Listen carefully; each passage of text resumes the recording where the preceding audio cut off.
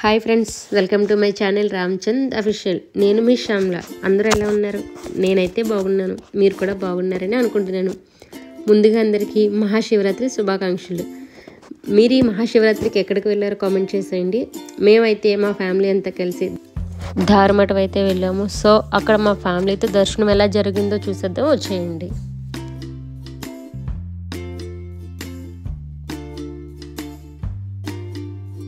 ముందుగా మేమైతే స్నానాలు చేయడానికి కొండపైకి అయితే వెళ్తున్నాము. అస్సలు ఎక్స్పెక్ట్ చేయలేదు ఇంత రష్గా ఉంటుందని.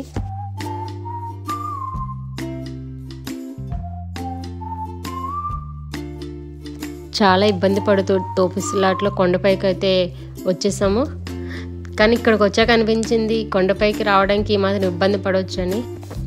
ఎందుకంటే ఈ ప్లేస్ అంత బాగుంది, నాకైతే చాలా నచ్చింది. చూసారు కదా, ఇంకా కొండపైకి జనాలు అయితే ఉంటూనే ఉన్నారు, కానీ మాకెందుకో అంత రిస్క్ చేయాలనిపించలేదు.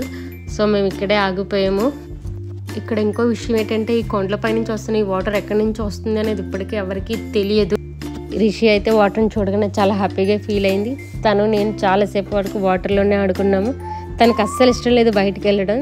సో అందుకే చాలాసేపు మేము వాటర్లోనే టైం స్పెండ్ చేసాం. శివరాత్రి రోజున వైఫ్ అండ్ హస్బెండ్స్ బ్రహ్మములు వేయించుకుంటే మంచిదంటారు కదా. సో మేము కూడా బ్రహ్మముడు అది వేయించుకొని పూజ చేసుకున్నాము. మాకైతే చాలా హ్యాపీ అనిపించింది. పూజ కూడా చాలా బాగా జరిగింది. ఇటు చూడండి మా తమ్ముడి కష్టాలు.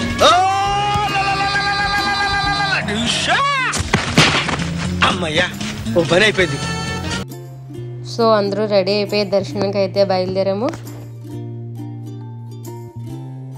ఓం నమః శివాయ, ఓం నమః శివాయ, హర హర భోలే నమః శివాయ, రామేశ్వరాయ శివ రామేశ్వరాయ, హర హర భోలే నమః శివాయ.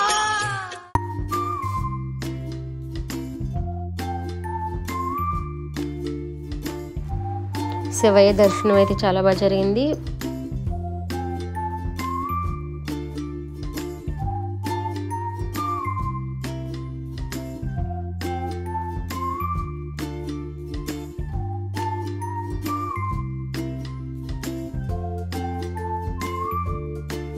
పక్కనే అన్న సంతర్పణ అయితే జరుగుతుంది. మేము భోజనం చేయడానికి అయితే వెళ్తున్నాం.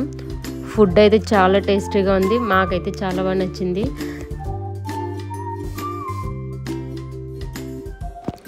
రిషి అయితే ఫుడ్ని బాగా ఎంజాయ్ చేసింది. చాలా అంటే చాలా ఇష్టంగా తింటుంది తనైతే. ఫైనలీ మా మహాశివరాత్రి వేడుకలు అయితే ఈ విధంగా ముగిసాయి. ఫ్రెండ్స్, మీకు వీడియో నచ్చినట్టయితే please subscribe my channel, like, share, comment చేసేయండి. Thank you, bye bye.